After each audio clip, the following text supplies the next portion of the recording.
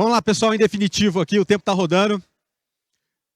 É muito prazer, meu nome é Bruno Diniz, sou especialista em inovação no mercado financeiro. E o objetivo do papo aqui agora... Não é para começar? Mas me deram ok.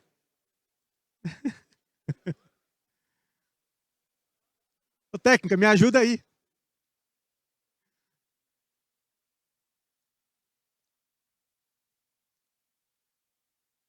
Vamos lá? E eu vou falar um pouco com vocês, pessoal, a respeito de como o mercado financeiro ele mudou e como ele tem evoluído nos últimos anos. O nome dessa palestra aqui é Do Fenômeno Fintech à Nova Lógica Financeira. O nome não é por acaso, que esse é o nome dos meus dois últimos livros. Um fala um pouco da história de como o mercado fintech, as inovações no mercado financeiro transformaram o que a gente tem de mercado financeiro hoje, e a Nova Lógica Financeira mostra de novos contornos que a gente está passando hoje. Mas para a gente dar um start de definitivo disso, acho que é importante a gente ter em mente o que fez a transformação do mercado fintech, da inovação do mercado financeiro que a gente tem hoje. São basicamente 3 elementos que possibilitaram isso. A gente tem, da direita para a esquerda, aqui começando a regulamentação.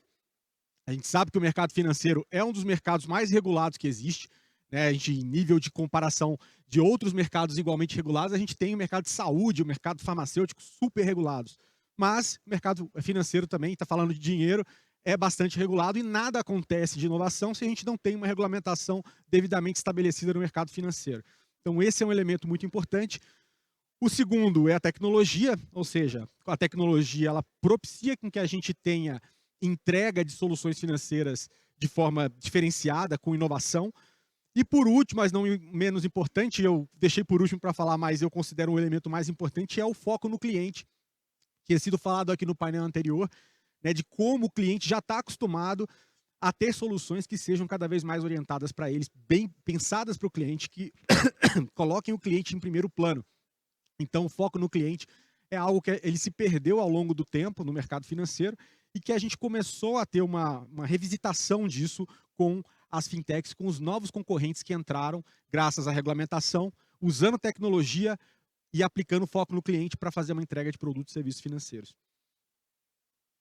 E o interessante é que, de tempos em tempos, pessoal, a gente tem que novas brechas acabam aparecendo no mercado que permitem que a gente tenha gigantes surgindo. Então, um exemplo que eu dou é que, se a gente olhar para o passado, o próprio Nubank é um player que surgiu em 2013. E de lá para cá, o Nubank, devido a essa combinação dos 3 fatores que eu expliquei, e também ter a possibilidade de se estabelecer num ambiente regulado, ele se tornou, em um pouco mais aí de 9 anos, uma instituição que é uma das maiores instituições no número de clientes no Brasil. O Nubank está em torno de 5º lugar, quando você olha, inclusive, comparado a grandes bancos que a gente tem no Brasil. Então, de tempos em tempos, a gente tem essas oportunidades e algumas fintechs souberam aproveitar essa oportunidade, como foi o caso do Nubank. A gente tem outros players que eram pequenos, eram regulados, como é o caso do Inter, e que também tiveram essa oportunidade de aplicar tudo isso e mudar o mercado e conseguir se destacar bastante. E o legal, pessoal, essa transformação que o mercado fintech está causando no Brasil, ela já é visível há muito tempo, já há desde 9 anos mais ou menos, desde 2013. Mas esse dado aqui do ano passado, ele reflete algo muito interessante, que é o quanto o Brasil ele está bem posicionado no ranking global em relação a investimentos, o quanto que ele atrai de recursos de fundos de investimento para o segmento. Então, se a gente olhar de 102 bilhões de dólares investidos no ano passado, Estados Unidos ficou com a maior fatia, seguido do Reino Unido. Depois a gente tem a Índia, a gente tem a Alemanha e o Brasil está em 5º lugar nesse sentido. Então, realmente, a gente tem ali um mercado que é muito grande, que comporta esses investimentos, e a gente tem várias teses interessantes, uma população grande que está colhendo esses benefícios. Mas a gente tem que ver, pessoal, que o inverno ele chegou dentro do meio das startups como um todo, mas sobretudo para as fintechs. Então, muito do que a gente vê em termos de investimento hoje já foi reduzido. As somas investidas em fintechs também estão caindo. A valuation, o valor de mercado de muitos deles também estão sendo colocados em xeque. Então, a gente tem um momento de correção que eu avalio como muito saudável para o mercado, que a partir disso aí a gente começa a ter teses mais sustentáveis, mas é uma realidade, é um fato de que o inverno chegou dentro do segmento. Mas eu entendo, pessoal, que como acho que um elemento importante que a gente vê, né, de resultado dessa evolução, dessa entrada de concorrentes no mercado que a gente entendia que é muito difícil ter concorrente. E quanto tempo a gente via o mercado financeiro sendo dominado aí por 5 instituições? Elas continuam grandes, elas continuam super representativas, mas hoje existe um caminho e existe sim concorrência, né? O fato do Nubank ter um número de clientes hoje superior a um Santander, isso já mostra que a gente tem um espaço aqui para ser aproveitado. Mas o mais legal de tudo isso é que, enquanto durante muito tempo muitas instituições entregaram serviços para a gente no piloto automático, né, então, assim, sem muita diferenciação e com uma experiência aquém daquilo que poderiam de fato estar oferecendo, a gente viu agora que a barra, graças ao serviço que as fintechs oferecem, subiu no mercado. Então você começa a ver todo mundo se movimentando, o Itaú tentando trazer cada vez mais comunidade. Então, assim, esse clima de competição, de concorrência, ele é muito saudável e faz com que o mercado cresça com um verdadeiro foco no cliente, que é a premissa que eu falei que é super importante para que essa revolução aconteça. E aí, pessoal, a gente sabe que, né, vários desses avanços eles estão permitindo com que a gente tenha mais acesso também dentro do mercado financeiro. Né? Basta ver o tanto de carteiras digitais que surgiram ultimamente. Né? E também, por exemplo, até distribuição de auxílio emergencial acontecendo através de fintechs, como foi o caso do PicPay. Mas essa revolução está tomando um novo contorno agora, que é um próximo passo que a gente já está vendo hoje e que eu acho que tem tudo a ver com esse evento aqui.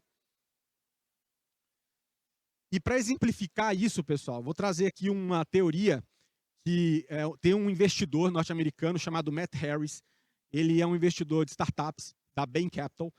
E ele prega o seguinte, que fintech, o conceito de fintech, ele está extrapolando um conceito apenas de um concorrente que entra no mercado financeiro e está se tornando uma próxima plataforma de desenvolvimento, uma plataforma tecnológica de desenvolvimento nos dias atuais. Então, o que ele enxerga, né? A evolução das plataformas de desenvolvimento hoje. A gente teve, a primeira plataforma de desenvolvimento foi a internet. Então, a internet ela trouxe um componente que é a conectividade. Então, várias empresas passaram a ter condição de serem vistas globalmente. E aí a gente tinha no começo algumas empresas que colocaram seus negócios na internet, né, que foram mais rápidas, outras demoraram mais para fazer isso, mas acabaram entrando nisso. E hoje já dizem que se você não está na internet, você não existe. Né? Então, cada vez mais a gente está reforçando essa tese. Muitas coisas foram desenvolvidas com a internet. Depois a gente tem cloud. Cloud, né, a computação na nuvem, é a possibilidade, uma outra plataforma de desenvolvimento que trouxe o quê? Escalabilidade, né? A possibilidade de você ter inteligência consumível.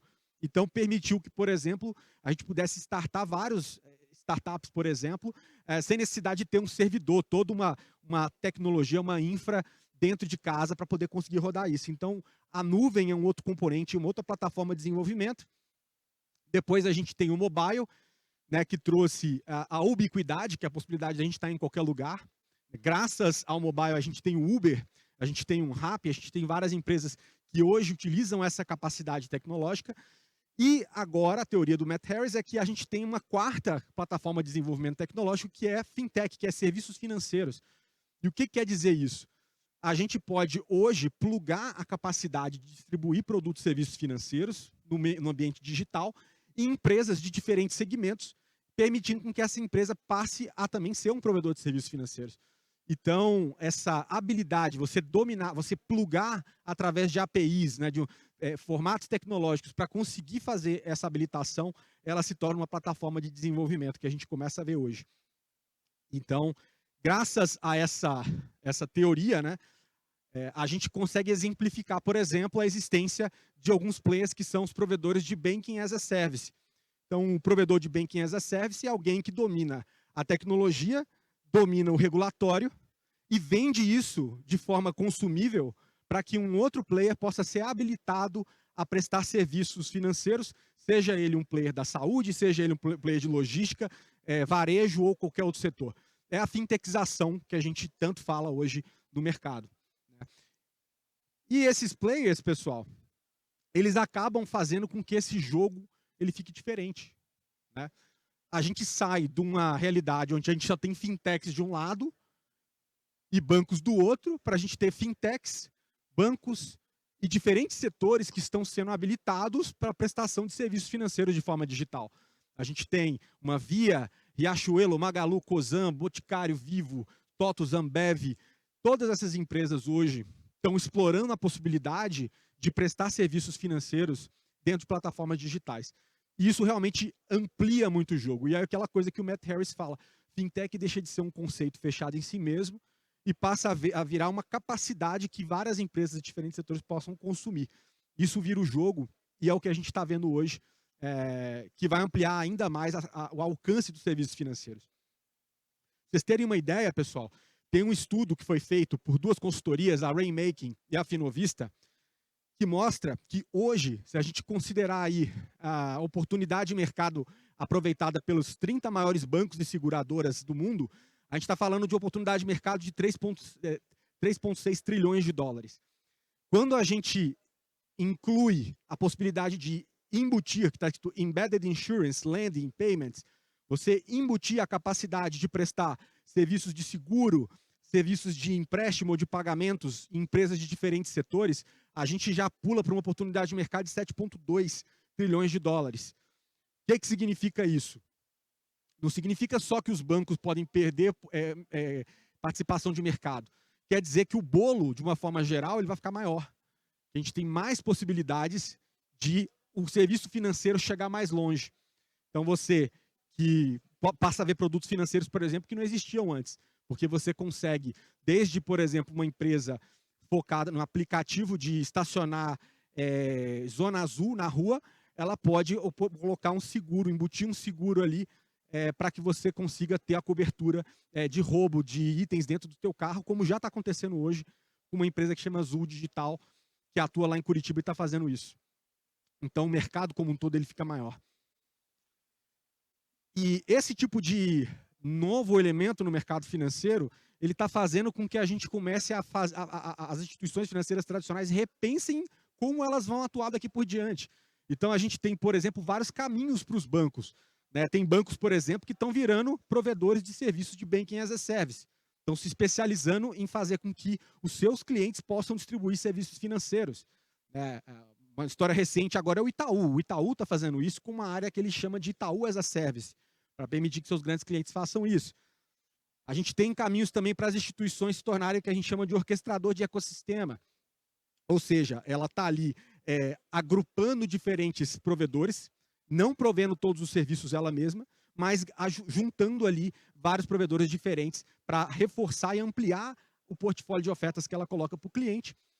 E algumas instituições estão simplesmente optando por sair de alguns mercados ou focar em outros mercados, porque dessa forma ela vai conseguir aproveitar melhor essa nova realidade, onde cada vez mais também nós temos mais especialização na ponta do cliente. Então, a gente tem aí desde instituições, como é o caso do BS2, que é um banco digital que saiu do pessoa física e agora está só no pessoa jurídica, e vários outros contornos.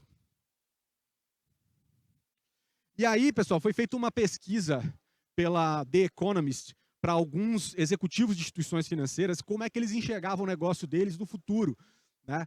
E aí o interessante é que 47% deles disseram o seguinte, eles se enxergam, a instituição financeira que eles comandam, como alguém que está agindo como um verdadeiro ecossistema digital, oferecendo soluções bancárias próprias e de terceiros, além de serviços e produtos não bancários para os seus próprios consumidores e para outras organizações financeiras. Então, esse contorno de se tornar um pouco hub, né, é para onde as instituições hoje, os bancos estão enxergando que está indo. Então, estamos saindo, pessoal, a linha que separa o mercado financeiro dos outros setores, ela está ficando cada vez mais tênue. Seja para uma varejista prestar serviços financeiros, seja como para um banco entrar em segmentos, inclusive, não financeiros. E isso está acontecendo hoje, e isso tem nome, tá? Isso se chama hoje Beyond Banking, que é a possibilidade de vários bancos hoje fazerem ofertas que vão além apenas de serviços financeiros. Tá? Que se de um lado você está enfrentando uma varejista que tem produto bancário, você também tem que, de alguma forma, ou ter seu marketplace, como algumas instituições estão fazendo, né?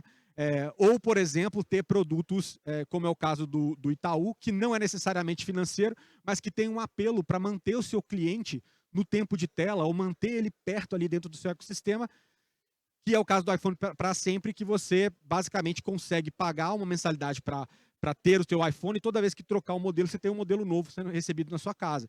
Então é um apelo a mais e é algo que te previne de você parar de você deixar a tua conta no banco, né? Você sair do Itaú. Então são vários elementos e artifícios que as instituições estão usando hoje.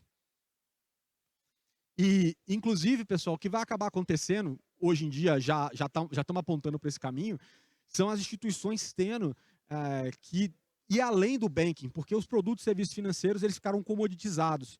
E hoje você tem que ir em direção a uma prestação de serviço com mais valor agregado. Né? No caso aqui, a Brex, que é uma startup fundada por brasileiros, que atua nos Estados Unidos prestando serviço para outras startups e também para pessoas jurídicas, eles estão com a visão que eles transcendem só ofertar serviços financeiros. Eles querem se tornar uma espécie de sistema operacional financeiro das instituições. Ou seja, você está não só oferecendo produtos, mas dando ferramentas de software para dar conveniência para que as empresas consigam ser melhor gerenciadas. Então, essa é uma fronteira que a gente está caminhando. É uma fronteira que outros players locais estão atuando também. Se a gente parar para pensar, foi anunciado há um tempo que o Itaú está fazendo uma parceria estratégica com a TOTUS, né, no sentido de que se você é pessoa jurídica, se você consegue ter uma oferta dentro do teu RP, uma oferta financeira, é muito melhor do que você ser ativado, por exemplo, o seu gerente perguntando se você quer capital de giro ou não. Uma coisa é você estar dentro do RP, o RP entende porque está consumindo todos os seus dados ali da empresa e te faz uma oferta proativa, por exemplo, de um produto. Ou até mesmo que você não sabia que precisava e ele te procurar mais B porque que você precisa. Então a gente está indo para essa realidade. Né? A gente tem essa possibilidade aqui com o Itaú, nesse caso do PJ, e a Lynx, né, que também é um provedor de ERP, junto com a Stone.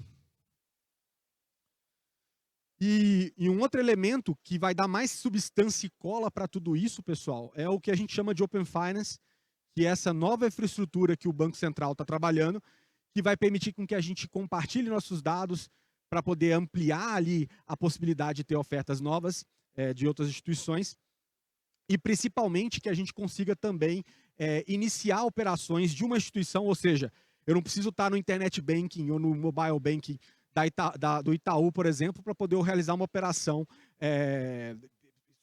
Eu não preciso estar só lá para poder realizar a operação do Itaú. Eu posso, do aplicativo do Itaú, realizar operações do Bradesco, na minha conta do Bradesco, por exemplo, usando uma tela só. Então a gente começa a trabalhar mais isso e dar mais vazão a essas possibilidades. E aí, o futuro do PJ meio que a gente já falou. Agora a gente tem o futuro do PF, né? No PF, o próprio Roberto Campos Neto, presidente do Banco Central, ele disse que ele imagina que com o Open Finance rodando e com essa nova visão, né, das inovações que a gente tem implementadas pelo Bacen, a gente vai ter, na verdade, um agregador de serviços financeiros. A gente porque na visão dele não faz sentido você ter aplicativo de 5 instituições diferentes. Você vai usar um só e a partir dele você vai conseguir ter a sua visão das suas contas, dos seus serviços financeiros, de todos, de uma posição consolidada. Então isso também muda o jogo em relação à questão de tempo de tela que eu falei para vocês. Um elemento novo que a gente precisa considerar e que o regulador já falou, está aqui, trabalhem para poder desenvolver isso, porque é possível desenvolver isso. E aí, pessoal, olhando um pouco mais para o futuro, nessa parte, falei um pouco de muitas coisas que a gente está vendo agora, mas a gente está indo mais além, a gente tem outras possibilidades, inclusive encontrando o mundo cripto, tá? Que é uma nova fronteira no meu ponto de vista aqui, inclusive é a próxima infraestrutura que a gente vai ter para o mercado financeiro. E para poder tentar exemplificar isso, pessoal, eu gosto de mostrar esse gráfico, que ele mostra como o mercado financeiro ali à direita sempre funcionou de uma forma muito regulada, como eu falei para vocês, até que em 2009 a gente teve o advento do Bitcoin, que basicamente não necessita do mercado, da regulamentação do mercado financeiro tradicional para funcionar. Então a gente está falando de uma infraestrutura que é descentralizada e que não precisa pedir bênção para um regulador, por exemplo, para ele se manter vivo, entendeu? Então aqui a gente começa a ter uma abertura de possibilidades muito grandes com a tecnologia blockchain que vem do Bitcoin. E o mercado que do lado de cá sempre demonizou muito o Bitcoin, hoje ele começa a entrar numa zona de convergência. A gente tem uma aproximação do mercado financeiro tradicional com o mercado cripto. É o que está acontecendo hoje. é algo que várias instituições financeiras estão começando a trabalhar. Então, aqui tem vários exemplos de alguns players nacionais e internacionais que estão oferecendo cripto para os seus clientes. Então, essa é uma fronteira interessante. E surge também um novo mercado, que é o mercado de Crypto as a Service. Assim como a gente tem o Banking as a Service, que é alguém que domina a parte de regulação e tecnologia para permitir que outros caras de outros setores ofereçam produtos e serviços financeiros digitais, a gente também tem players que fazem isso para habilitar cripto dentro de outras empresas, seja financeiras ou não financeiras. Né? E aí a gente tem desde corretoras, empresas que eram corretoras de cripto que estão entrando nesse mercado, caras totalmente novos, e caras que eram do mercado de Banking as a Service que falam, peraí, tem oportunidade, vou entrar nisso, vou começar a habilitar essa possibilidade para os meus clientes. E o legal, pessoal, que tudo isso acaba encontrando uma agenda, tá, da própria evolução da internet. Quando eu falo que cripto é uma nova infraestrutura que a gente tem, que o mercado está começando a abraçar, é porque cripto é a infraestrutura do que a gente está caminhando e olhando, que é a Web3, né? Ou seja, a gente tem 3 momentos de revolução da internet. A primeira, aquela internet que a gente via estática, né, que a gente só consumia, e que a gente postava e consumia informação. A Web 2.0, onde você tem a economia dos criadores, você trabalha ali, você é remunerado pelo conteúdo, mas você é intermediado por um Google, por um Facebook, por exemplo. E a Web 3.0 já é um caminho onde ela tem cripto como a sua moeda corrente, é nativo, a infraestrutura é blockchain, e aí a gente começa a ver um mundo de outras possibilidades descentralizadas. Você tira esses grandes players da internet e começa a trabalhar de uma forma diferente, e onde faz toda a diferença a gente investir em infraestrutura cripto para conseguir chegar nesse ponto, tá? E aí, pessoal, eu trago essa imagem para vocês. O que o mercado entendeu, tá? Ele entendeu que dá para poder, hoje, colher os benefícios do mundo das finanças descentralizadas, do mundo cripto, sem abrir mão de, para o cliente, transparecer que está fazendo uma oferta de um produto financeiro tradicional. Isso é o que a gente chama do conceito do DeFi Mullet, que é o quê? Né? O Mullet é esse corte de cabelo aqui que vocês conhecem dos anos 80, mas que está voltando hoje, mas que é basicamente finanças tradicionais na frente, ou seja, eu estou oferecendo um empréstimo, mas o que está rodando ali atrás, em termos de infraestrutura, é finanças descentralizadas, tem a ver com cripto, e todos os elementos que eu posso usar para baratear a forma como eu entrego serviços financeiros. Tá? Então, esse é um conceito interessante que o mercado está adotando. Vários grandes bancos estão trabalhando nessa frente, estão abraçando infraestrutura cripto para fazer essa entrega. Algumas startups também estão entrando nesse segmento. E o Banco Itaú, por exemplo, está nessa. Inclusive, o Itaú criou uma área chamada Itaú Digital Assets para poder tentar utilizar a tecnologia blockchain para reduzir seus custos e fazer uma entrega mais alinhada com essa nova infraestrutura. Como resposta a tudo isso e mostrando que a convergência é um processo que está acontecendo invariavelmente, pessoal, a gente tem um fenômeno das CBDCs, que são as Central Bank Digital Currencies, né, que são as moedas digitais dos bancos centrais.